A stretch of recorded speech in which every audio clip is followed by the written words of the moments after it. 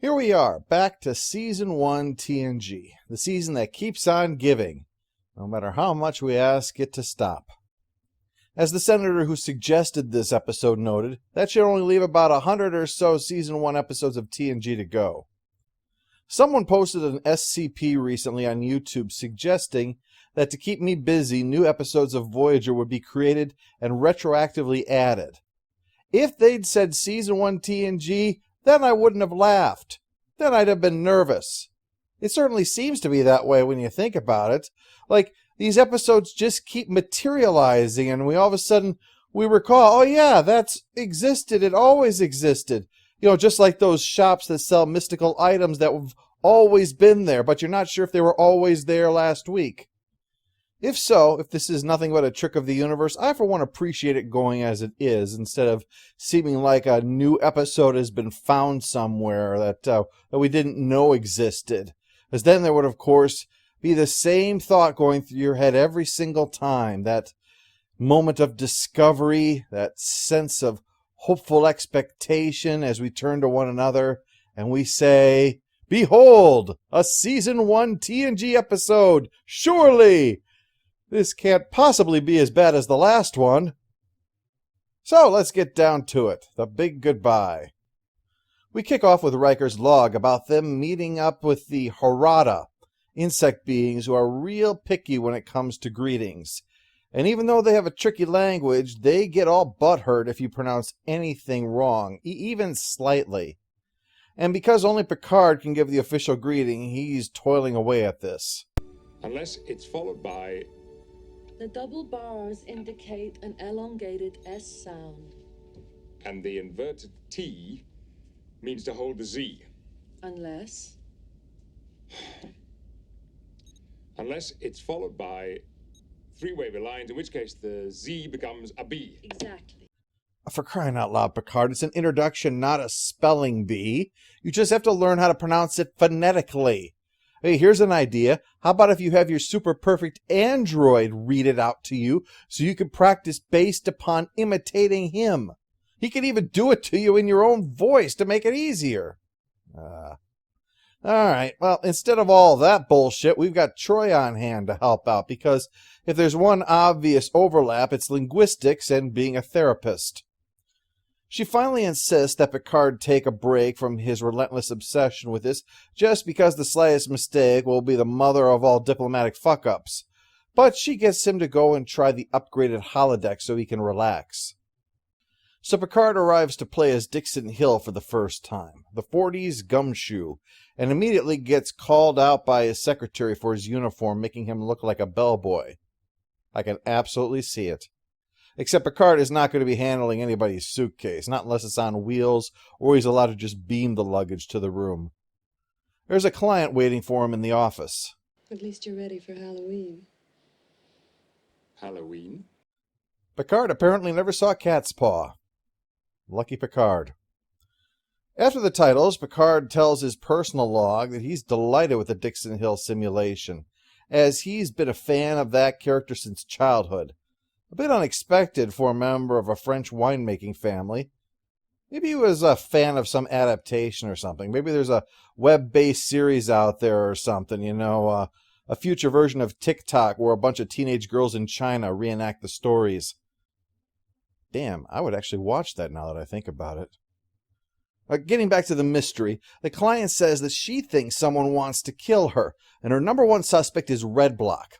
He thinks that she has something, but she doesn't have the something. Never says what the something is, nor does anyone else mention what the something is. The something could be anything, although obviously not anything, because he wants the specific something and not a general something, which is why he might do something to her to get the specific something, which is something that Picard needs to prevent him from doing to her to get the something without knowing what the something is. And boy, isn't that something? Well, Picard is excited. I actually saw automobiles. It was so exciting I wanted to snap a photograph using my smart telephone. Off the subject, but am I the only one who thinks that if Picard ever tried to take a picture with a smartphone, he'd have that cloth over his head and be holding up that little bar covered in flash powder? Thoof. But Picard is thrilled, and he invites Dr. Crusher to join him on his next trip. She's delighted, clearly thinking this is some kind of a date, until Picard says that he also wants to bring along the 20th century historian that's on board, Waylon. I bet he knows more about Dixon Hill than I do.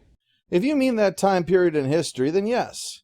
If you mean the mythology, I'd say that's a big fat no, for the same reason that I doubt he's the foremost expert on Starsky and Hutch or the Smurfs. Everything happens at some time.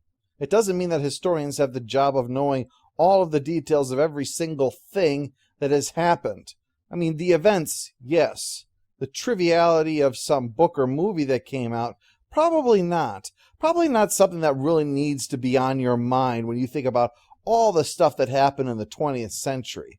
I'd hate for there to be some kind of time travel incident during the Cuban Missile Crisis, and they turn their historian to ask for his advice, and he says, yes, what we need to do is send in the USS Flag to sort this out, only to follow it up with, no, wait, that's from the future, and also it only existed in G.I. Joe. But otherwise, it was a great plan. Fortunately, I have a backup plan. It involves a tractor-trailer that turns into a robot. The sense of reality was absolutely incredible. When that woman kissed me, it was so Exciting? real. Number 1 reporting to the bridge. Anyway, the point of this meeting isn't to discuss the holodeck. It's to talk about the Harada, an alien species that are strategically important, but they're easily offended. Essentially, everyone was summoned here so they could be told that success or failure on this is vitally important, and it will have absolutely nothing to do with them and their job. Have a nice day, everyone. Yeah, real good time management skills. Anyway, I'm off to pretend I'm a detective. Data wants to get into the act and so reads the entirety of Dixon Hill. So while he's prepping for that, we hear more about the personal log where Picard now suddenly says that Waylon is no longer a 20th century historian, he's just a fiction expert. I know I'm nitpicking here, but the difference between an expert on fiction and an expert on history is, well, basically everything. Because one is about all the stuff that happened and all the stuff that never actually happened. Plus, it makes the guy more useless. I mean, a 20th century historian was already brushing up against the limits of what is a practical officer to have on board. I can't even imagine any interstellar crisis that's going to be resolved because you happen to know the Green Lantern oath. So yeah, Picard, Data, and the useless one arrive in the San Francisco of Dixon Hill, where they grab a paper and confuse the newspaper stand owner, played by the great Dick Miller, whom you might remember from Everything. The paper mentions that the client is now dead, and sure enough, they're quickly arrested. Well, Picard is quickly arrested. Waylon and Data are his +2. Meanwhile, the Harada probe the Enterprise, completely fuck up the ship in the process, and then call up to complain. This scene is only made worse by the fact that it sounds like Riker is being verbally abused by the Rumpelstiltskin from Deep Space Nine. I suggest we commence screen-to-screen communication so we can see each other. You offend us. We will not show ourselves to a mere subordinate. We await your captain's greeting with growing unrest. If this continues, I won't spin any straw into gold for him. And yeah, this is fairly typical of the diplomatic missions of the Enterprise. In Star Trek, as with a lot of fiction, it's presumed that diplomacy is the art of kissing the ass of the unreasonable. So poor Geordi gets the job of going to fetch Picard, but he can't get into the holodeck or communicate with anyone inside. The whole thing is locked down. Yep, this episode is the template for that old chestnut, the holodeck malfunction story. It is also a period piece, and it embraces noir. So this episode is frequently rated very positively. While it's too early for us to score it right now, I want to get ahead of this. Keep in mind, first of all, that, not to put too fine a point on this, Season 1 of TNG is shit. In the right crowd of guys, Clint Howard would look like a stud. So yeah, I mean, compared to the misfits, mutants, and weirdos around it, this episode ain't so bad. And the episode also showed that TNG had a fairly reasonable budget. From its appearance, I mean. It doesn't look cheap. And is the reason that it won a Peabody Award. I feel that context is vital, though, because the Peabody Award is handed out for meeting the criteria simply of excellence. And they wanted to celebrate a syndicated show that didn't look like dog shit. And they picked this episode because it's also a period piece and has homages to noir. So it's got the award darling stuff all over it. Will Wheaton praised the episode. He said that a lot of them liked it because they got to do the period piece, which, when it comes down to it, then really means they all wish they were doing some other show instead of the things that they were normally doing in season 1. Anything to escape that endless tide of bullshit. Yeah, it was exactly this eloquence that convinced me to post my own personal fiction on the main channel. I mean, how could I possibly keep this impressive vocabulary to myself? Anyway, back to the malfunction.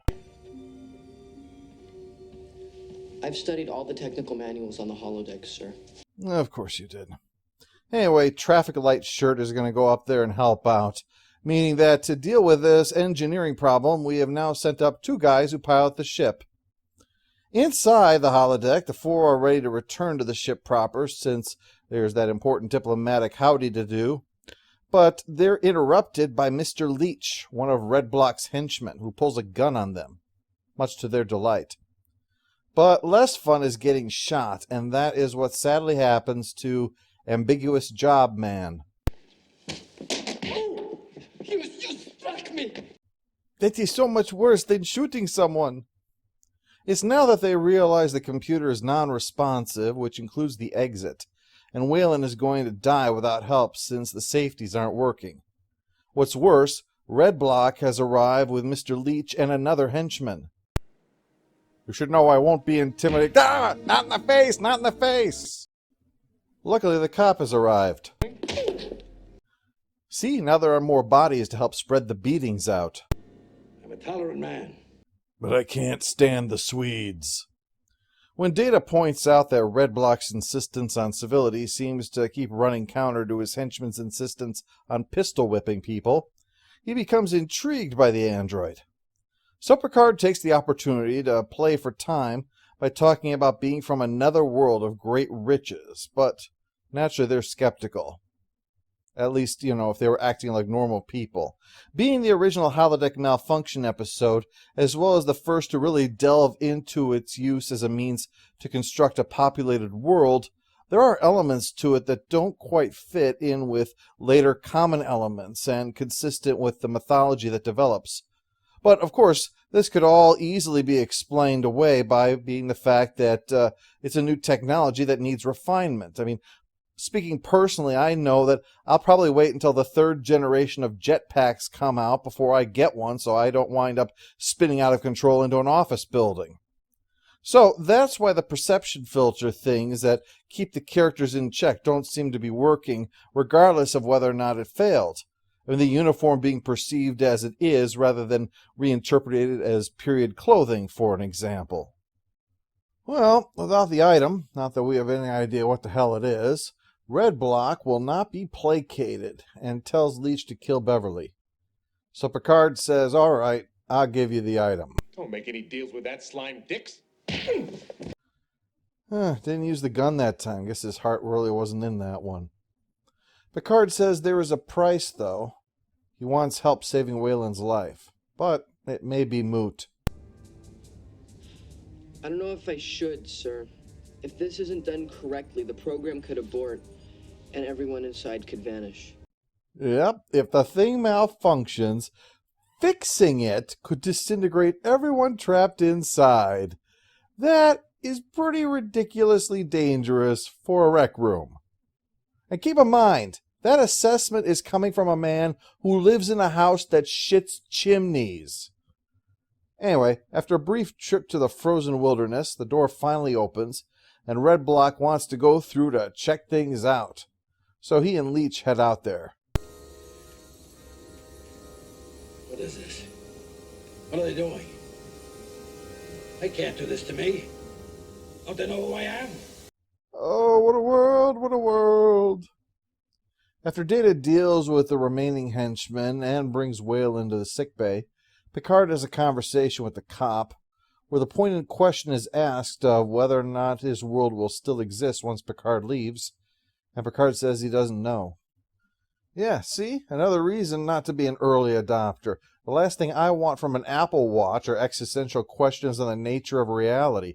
I just want to know the time and whether or not someone has emailed me some fresh porn.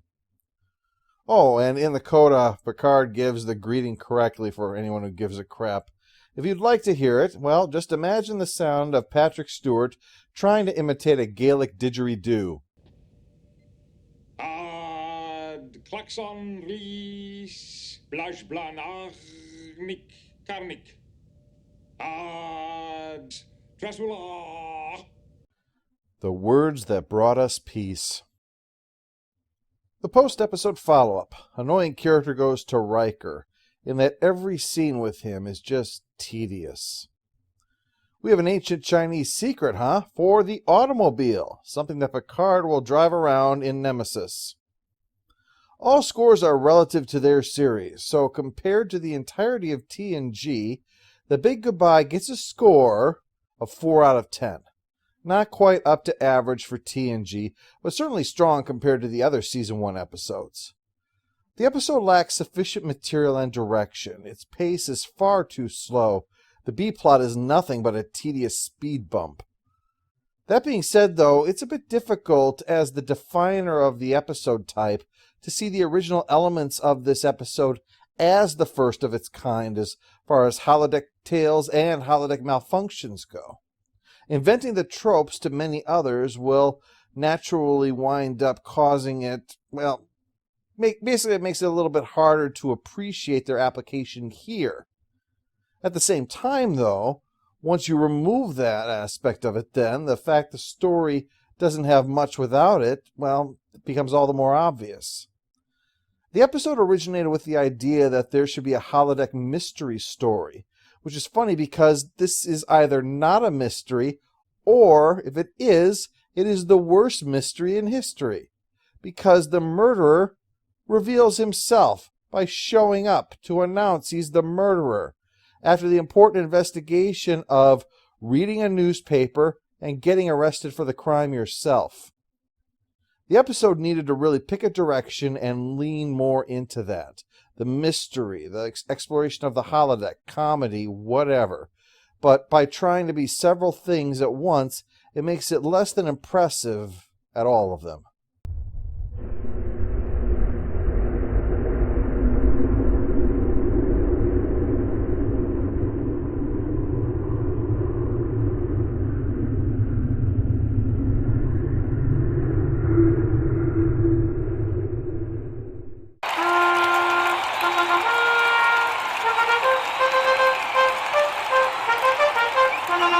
All hail the Overlord! All hail the Overlord! Good manners, madam, are never a waste of time. Civility, gentlemen. Always civility. Get that stiff out of here.